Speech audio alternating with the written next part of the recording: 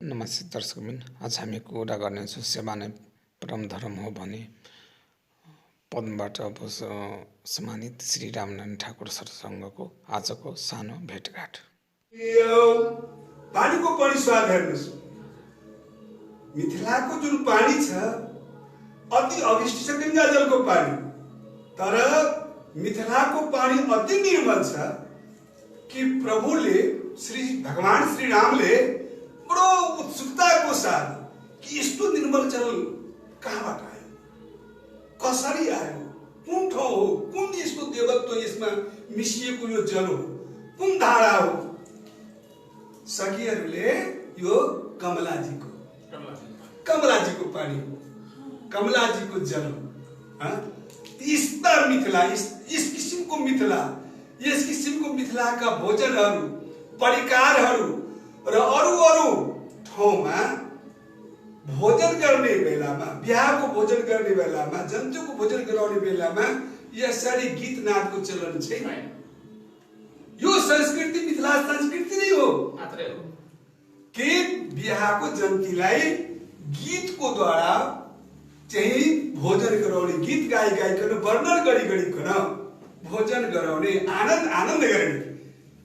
यो भगवान रामले पनि अनेक अवतारहरू भयो, अनेक अवतारहरूमा मैले बिहा पनि गरेँ, तर जुन सुख, जुन आनन्द, जुन बिहेको मजा मिथिलामा भयो, रमावतारमा थियो, मलाई कुनै अवतारमा प्राप्त भएको थिएन। उहाँले भन्नुभएको छ। त्यसैले हामी सबै मिथिलावासी अत्यन्त सौभाग्यशाली छौँ कि हामी मिथिलामा जन्म लियौँ, मिथिलाको माटोमा जन्म लियौँ।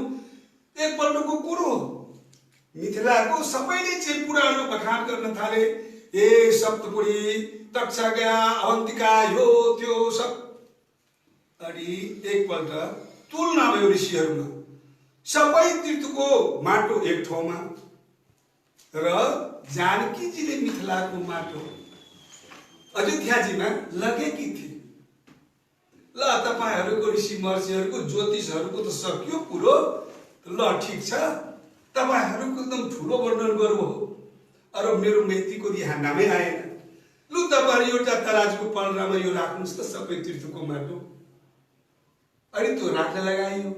मिथिलाको एक चुटकी भनेको अलिकति, यसरी 3 तौलामा समाएको माटोलाई चुटकी भन्छौँ हामी मैथिली भाषामा। त्यो चुटकी बढी माटो यसरी फोलेर जुन राखिएको थियो कपडामा, त्यो वहाँ राखिदियो। लु तुल्नुहोस् अब कुन तीर्थ, कुन ठाउँको माटो चाहिँ शुद्ध हो, मोक्षदात्री हो, तपाईँहरूले जुन वर्णन गर्नु भएको छ। हेरौँ त, त्यो त मुखले वर्णन पो गर्नुभयो त, प्रयोगमा हेर्नु न कुन ठुलो हो। अनि त्यो चाहिँ गर्दाखेरि मिथिलाको त्यो चुटकी भरिको माटोको भएको तराजुको पल्ला माटोमा बस्यो, गाह्रो भयो र त्यो सबै तीर्थको माटो भएको पल्ला हल्का। अनि सबै त्यहाँ चाहिँ ओहो जय हो मिथिला, जय हो मिथिला भएर जय जयकार गरे। त्यसैले मिथिलाको माटो त्यो चन्दन भन्दा बढी पवित्र छ।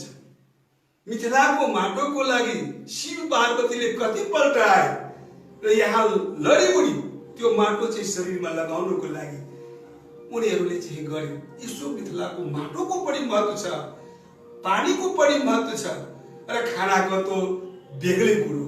मैले अघि नै भनिसकेँ, जुन खाना देवलोकमा पाइँदैनन्, जुन खाना स्वर्गलोकमा पाइँदैनन्, कुनै लोकान्तरमा छैनन्, ब्रह्माण्डमा छैनन्, त्यस्ता प्रकारका खाना मिथिलामा छ। यही हो मिथिला। धन्य मिथिला, धन्य मैथिली, धन्य मिथिला वासी। बोलिए श्री किशोरी महारानी की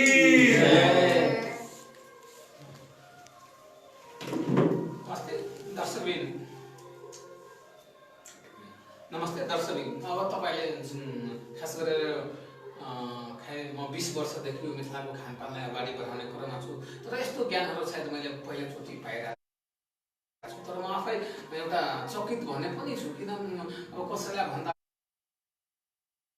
यस्तो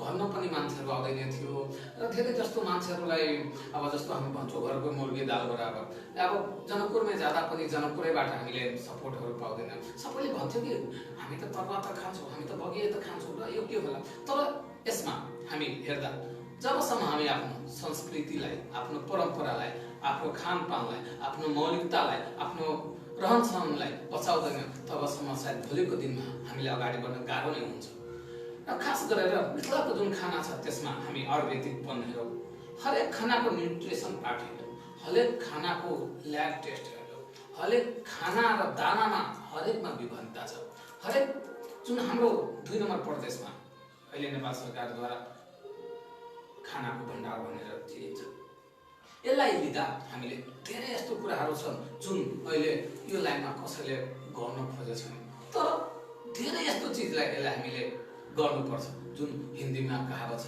दिखता है तो बिकता है न हामीले देखाउन सक्छौँ न यसलाई हामीले बिकाउन सक्छौँ बिकाउनुको सेन्स भनेको बेच्नु पर्ने त्यो हाम्रो सेन्स हो नमस्ते